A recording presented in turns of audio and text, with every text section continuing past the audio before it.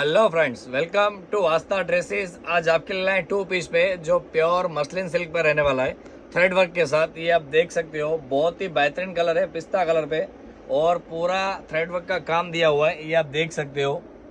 और इसी में नीचे आएगा ये डिवाइडर प्लाजो, बहुत ही बेहतरीन आर्टिकल है, ये आप देख सकते हो। उसमें 2 कलर ऑप्शन है, दूसरा ये कलर ऑप्शन रहने वाला है पिंक कलर पे। दोनों ही कलर बहुत ही बेहतरीन कलर है, तो आज ही ऑर्डर करके ये पीस मंगवा लो, क्योंकि लिमिटेड स्टॉक है। और अपनी सहेली को अगर आपको जलाना है तो ये आर्टिकल आपको लेना ही पड़ेगा, और कुछ यूनिक और कुछ हटके आर्टिकल है। और हमारा यूट्यूब चैनल भी अभी चालू हो चुका है, जो निकुंज आर ठक्कर से @निकुंज आर ठक्कर, तो उसे भी सब्सक्राइब करना ना भूले।